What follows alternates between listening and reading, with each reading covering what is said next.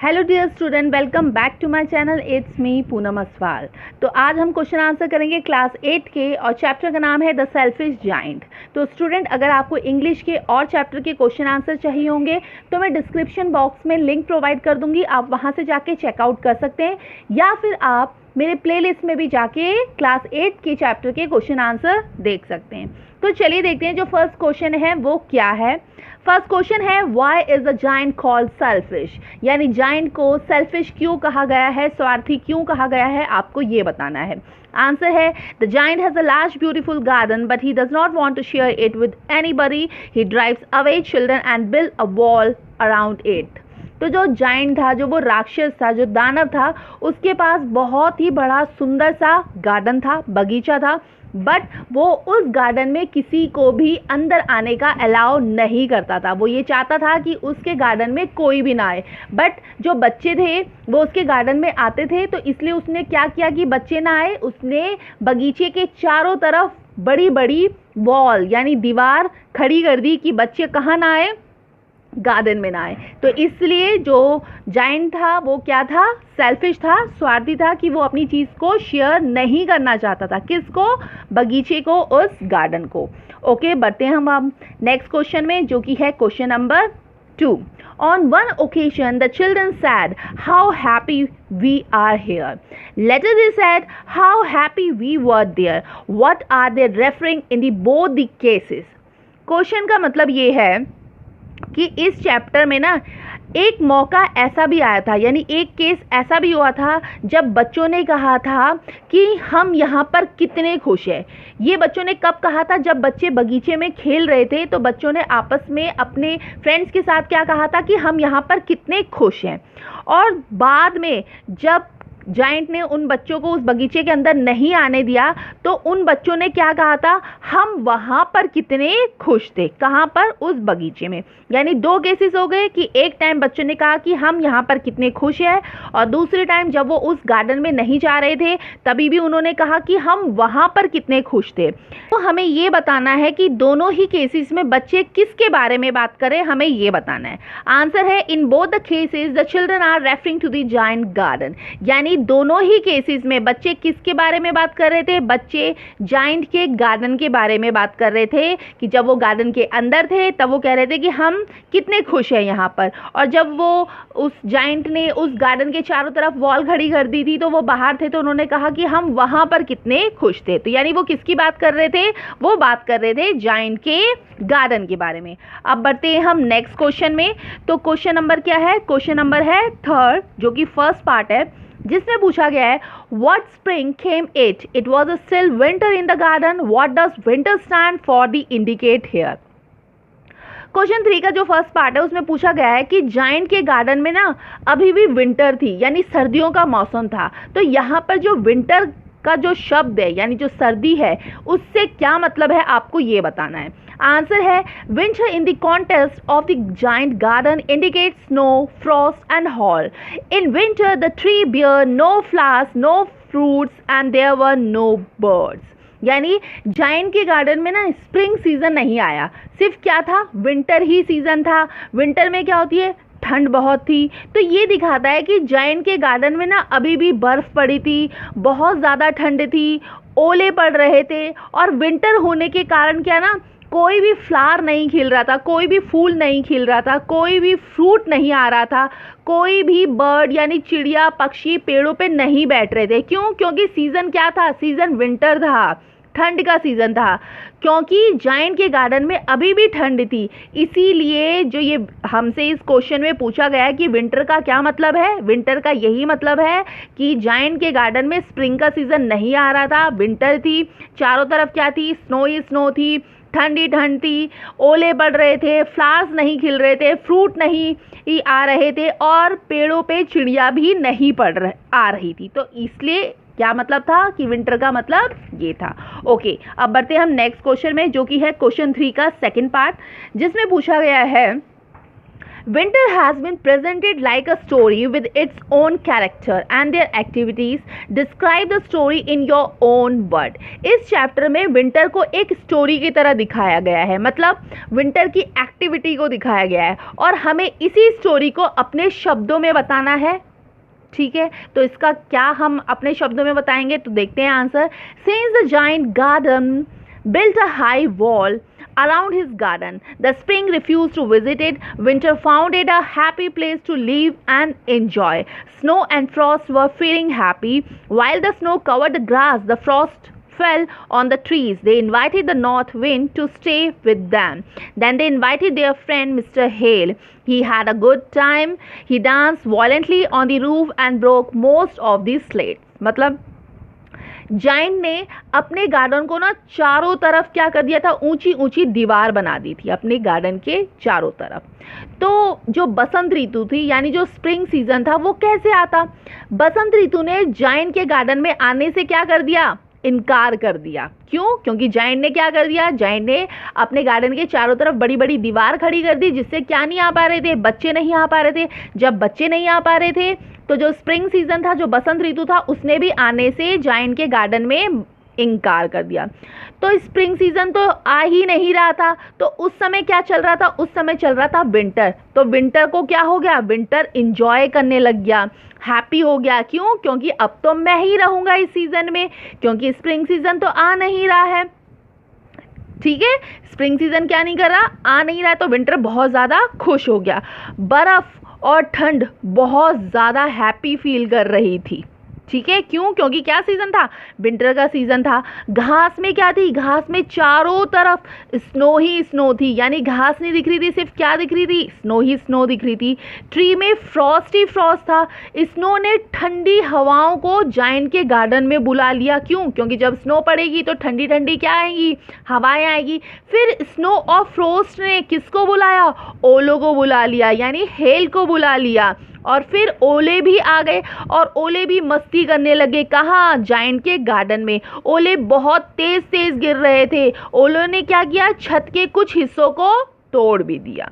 तो ये था डिस्क्राइब इस स्टोरी का। ओके, अब बढ़ते हैं हम नेक्स्ट क्वेश्चन में, जो कि है क्वेश्चन नंबर 4, जिसमें पूछा गया है, वॉज द जाइंट हैप्पी और sad over the state of a garden. जब जाइंट ने देखा कि उसके गार्डन में स्प्रिंग सीजन आया ही नहीं, अभी भी विंटर ही है, तो जाइंट ये देखकर खुश हुआ या दुखी हुआ, आपको ये बताना है। आंसर है, the giant was sad. He wondered why the spring had forgotten to visit his garden. Giant ना ये देखकर बहुत ज़्यादा दुखी हुआ कि उसके गार्डन में क्या नहीं आ रहा, उसके गार्डन में स्प्रिंग सीजन नहीं आ रहा, क्योंकि अभी भी क्या है, विंटर ही है। क्या जो स्प्रिंग सीजन है वो मेरे गार्डन में आना भूल गया है, इसलिए वो क्या हुआ, बहुत ज़्यादा दुखी हुआ।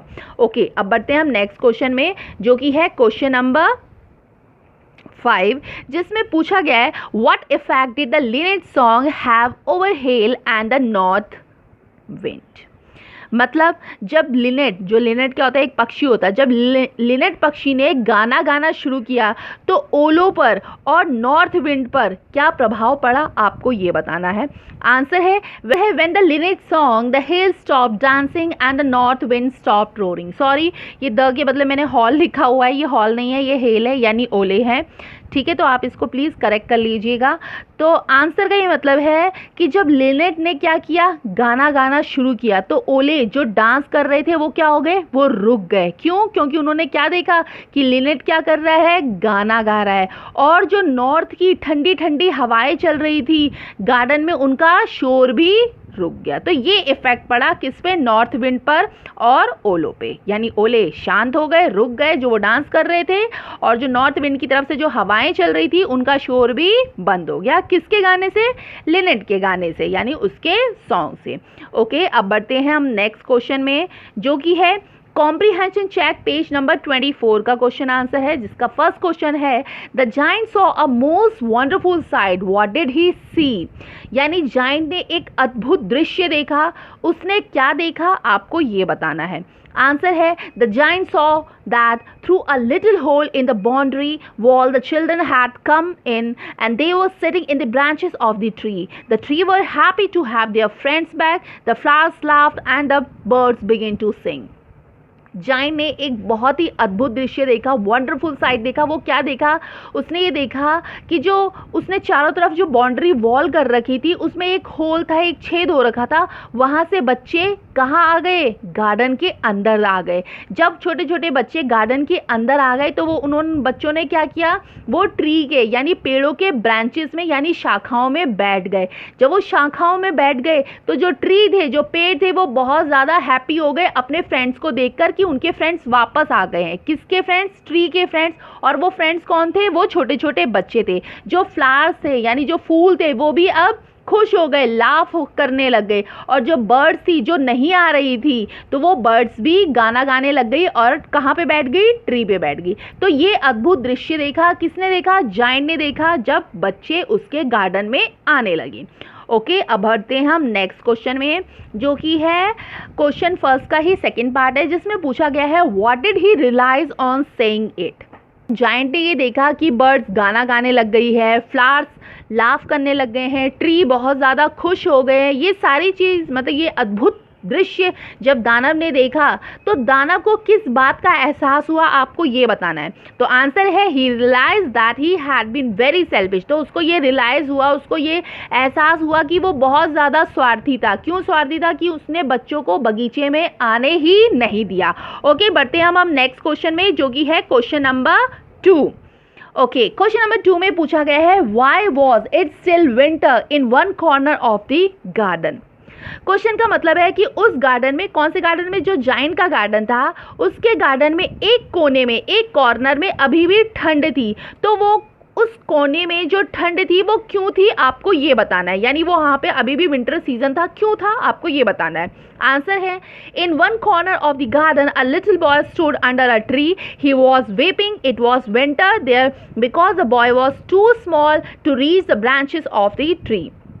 तो उस कोने में अभी भी विंटर का सीज़न था। क्यों था? क्योंकि वहाँ पर एक छोटा सा बच्चा था जो खड़ा हुआ था पेड़ के नीचे और वो रो रहा था। वो छोटा सा बच्चा क्यों रो रहा था? क्योंकि वो जो छोटा सा बच्चा था वो पेड़ को देखकर उसके ब्रांचेस में बैठना चाह रहा था, बट वो उसमें बैठ नहीं पा रहा था क्योंकि वो बहुत ज़्यादा स्मॉल था। इसीलिए वहाँ पे क्या था? एक कॉर्नर में अभी भी विंटर सीजन था। तो ये था क्वेश्चन नंबर 2 का आंसर। अब बढ़ते हैं हम नेक्स्ट क्वेश्चन में, जो कि है क्वेश्चन नंबर 3, जिसमें पूछा गया है describe the first meeting of the little boy and the giant. यानी जब वो छोटा लड़का और जायंट पहली बार मिले तो हमें ना उस फर्स्ट मीटिंग के बारे में बताना है।